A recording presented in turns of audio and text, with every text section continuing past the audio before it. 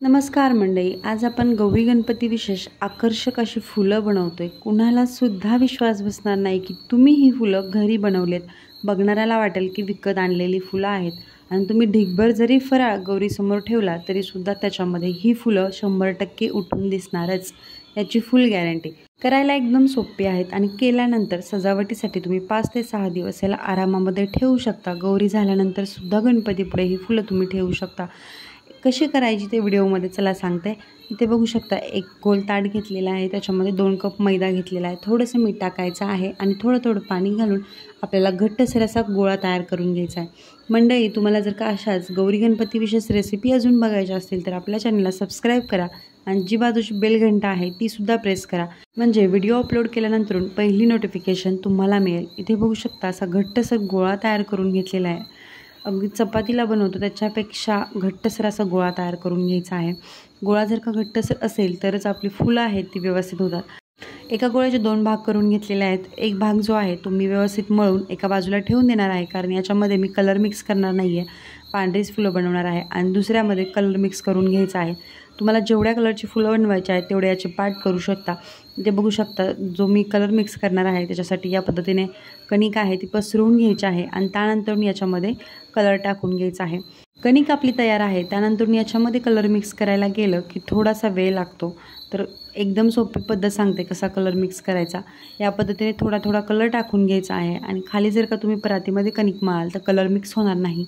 या पद्धतीने हातावरती घ्यायचा आणि या पद्धतीने कणिक जे आहे ते आपल्याला मर्दून घ्यायचे आहे व्यवस्थित, म्हणजे काय होतं कलर याच्यामध्ये व्यवस्थित मिक्स केला जातो। हाताला पूर्ण कलर लागतो पण कणकेमध्ये व्यवस्थित एकसारखा कलर मिक्स होतो। कलर आपला मिक्स करून झालेला आहे। इथे माझ्याकडे थोडासा हिरवा गोळा होता कणकेचा, तोही मी इथे घेतलेला आहे। हिरवा गोळा आपण काल ज्या 5 चंपाकळी बनवल्या त्यातली कणिक राहिलेली होती, मी त्याच दिवशी हा सुद्धा व्हिडिओ बनवलेला होता।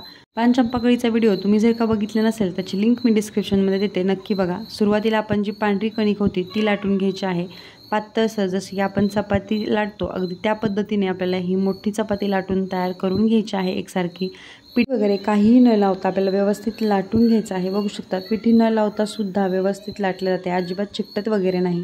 या पद्धतीचं जे आपली पाण्याची बॉटल असते त्याचं टोपण घेतलेलं आहे आणि त्या टोपणाने या पद्धतीने आपल्याला गोल चकत्या पाडून घ्यायच्या आहेत। पूर्ण आपली जी पाती लाटलेली आहे चपाती त्याला या पद्धतीने सगळ्या चपात्याला गोल तयार करून घेतलेला आहे। त्यानंतर जे साईडची शिल्लक चपाती किंवा कणिक आहे ती काढून घ्यायची आहे आपल्याला।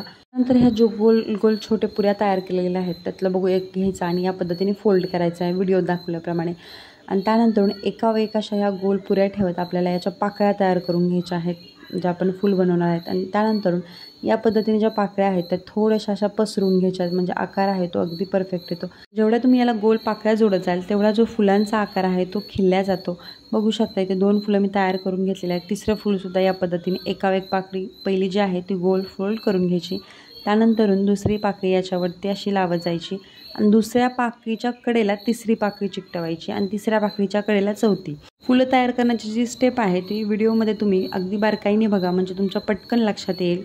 जे आपले हिरवा कणकेचा गोळा घेतलेला होता त्याच्यासुद्धा अशा मी गोल पाकळ्या तयार करून घेतल्या आहेत आणि या पद्धतीने आपल्याला पान तयार करून घ्यायचं आहे, म्हणजे ज्या कडाच्या पानं असतात फुलाची ती तयार करून घ्यायच्या आहेत। एक जी गोल पाकळी तयार केली होती त्याच्याबरोबर एका साईडला कट करून घ्यायचं आणि ऑपोजिट साईडला सुद्धा, म्हणजे आपलं जे पान आहे ते तयार होतं। ही पानं फुलाला चिकटवताना काहीही लावायची गरज पडत नाही, जसं की पाणी वगैरे आपोआप चिकटली जातात। जर का चिकटत नसेल तुम्ही पाणी लावू शकता। मला हे जे पान आहे ते थोडंसं मोठं वाटतंय म्हणून पुन्हा व्हिडिओ दाखवल्याप्रमाणे याला कट करून घेतलं आणि फुलाला लावून घेणार आहे व्यवस्थित। मस्तपैकी एकदम चिकटले जातात आणि अगदी विकतच्या सारखी फुलं दिसतात। आता तुम्ही म्हणता की याला 5 ते 6 दिवस कसं टिकवायचं, तर आपण याला फ्राय करणार नाही आहोत, फक्त हे आपण फुलं शोसाठी बनवलेली आहेत, त्यामुळे 5 ते 6 दिवस आरामामध्ये टिकतात आणि एकसारखे दिसतात, त्याच्या दिसण्यामध्ये काहीही फरक होत नाही। फुलं तयार करून झाल्यानंतर या पद्धतीने साईडच्या पाकळ्या ज्या आहेत त्या थोड्याशा पसरवून घ्यायच्या आहेत, म्हणजे फुलांचा आकार वाढतो। तुम्हाला जेवढी लहान मोठी फुलं बनवायची आहेत त्या पद्धतीने तुम्ही याच्यामध्ये ज्या पाकळ्या आहेत त्या ॲड करू शकता। त्यापेक्षा मोठी फुलं आणि पाकळ्या न चिकटता एकदम सुटसुटीत अशा पाकळ्याची फुलं कशी बनवायची ते व्हिडिओमध्ये मी पुढे सांगते। पांढरी फुलं याच प्रकारे मी तयार करून घेतलेली आहेत। लाल पातीसुद्धा आपण या प्रकारे लाटून घ्यायची आहे, जो लाल गोळा आहे तो। इथे बघू शकता हे जे फुलं आहे ते अगोदरच्या फुलापेक्षा थोडंसं मोठं आहे। पहिली फुलं बनवताना आपण काय चुकी केली होती जेणेकरून ते लहान झाले आणि दुसरं फुल जे आहे ते मोठं झालं ते मी सांगते व्हिडिओमध्ये। तर काय करायचं, या पद्धतीने पाती लाटून झाल्यानंतर वडून थोडंसं पीठ लावायचं, दोन्ही बाजूने आपल्याला पातीला पीठ लावून घ्यायचं आहे आणि फक्त 2 ते 3 वेळा लाटण्याने ही पाती जी आहे ती सरकवून घ्यायची आहे, म्हणजेच लाटून घ्यायची आहे. पाती लाटून झाल्यानंतर हाताने हे जे पीठ आहे शिल्लक राहिलं ते झटकून घ्यायचं आहे किंवा एखादा कॉटनचा कपडा घेऊ शकता कोरडा आणि त्या कपड्याने सुद्धा हे पीठ आहे ते झाडून असं या पद्धतीने काढून घेऊ शकता. त्यानंतर आपण जसं सुरुवातीला झाकणाच्या सहाय्याने गोल पाकळ्या तयार करून घेतलं होतं त्या पद्धतीने सगळ्या पाकळ्या तयार करून घ्यायच्या आहेत. पहिली पाकळी घेताना जाड घ्यायची आहे आणि या पद्धतीने गोल करायची. त्यानंतर एकावर एक पाकळ्या व्हिडिओ दाखवल्याप्रमाणे लावत जायचं आहे. तुम्ही जेवढ्या जास्तीत जास्त पाकळ्या लावत जाल तेवढा फुलांचा आकार हा मोठा होतो आणि व्यवस्थित खुलला जातो. एकदम मस्त सुबक सुरेख असं फूल बनून तयार होतं. बघू शकता एकावरती एक या पद्धतीने आपल्याला पाकळ्या चिकटवत जायचं आहे. जेव्हा आपण एकावरती एक पाकळ्या या पद्धतीने चिकटवत जातो त्यावेळी काय करायचे, खालच्या हातानं जे आहे ते अलगद आपल्याला प्रेस करत जायचं आहे, म्हणजे पाकळ्या खालून चिकटल्या जातील आणि वरून एकदम अशा खुल्या होतील. असं व्हिडिओत बघू शकता किती परफेक्ट अशा पाकळ्या पडलेल्या आहेत फुलांच्या. मस्तच. तुम्ही अजून याच्यामध्ये पाकळ्या जोडल्या तर फूल अजून यापेक्षा मोठं होईल. बघू शकता मस्तपैकी इथून बघू शकता जसं आपण एकावर एक पाकळ्या लावत गेलो तसं खालचा जो भाग आहे तो पाठीमागे निसटलेला आहे तो भाग आपण अंगठ्याच्या साहाय्याने प्रेस करून घ्यायचा आहे आणि साईडने सुद्धा प्रेस करायचं, म्हणजे मध्ये पाकळ्यांचा जो भाग आहे तो थोडासा सैलसर होऊन या पद्धतीने खुलला जातो. त्यानंतर साईडने सुद्धा प्रेस करून घ्यायचं आहे आणि जे पान आहेत ते आपण लावून घेणार आहोत. याच पद्धतीने तुम्ही बाकीची सुद्धा फुलं तयार करून घेऊ शकता. अगदी विकत गुलाबाची फुलं आणल्यासारखी ही फुलं दिसत आहेत. कोणीसुद्धा ओळखू शकणार नाही की तुम्ही घरी बनवली आहेत आणि ते पण फक्त 2 वाटी मैद्यापासून. मंडळी याची रेसिपी तुम्हाला आवडली असेल तर चॅनलला सबस्क्राईब जरूर करा, व्हिडिओला लाईक शेअर कमेंटसुद्धा करा आणि या गौरीसाठी या पद्धतीची फुलं नक्की बनवून बघा. बघू शकता एक मध्ये मी गुलाबाचं मोठं फूल बनवून घेतलेलं आहे. अगदी विकतच्यासारखं फूल दिसतंय. जरासुद्धा कोणाला शंका येणार नाही की हे घरी बनवलेलं आहे ते. चला तर मग पुन्हा भेटूयात अशा चमचमीत झणझणीत स्वादिष्ट गोड सुरेख सुबक रेसिपींसोबत.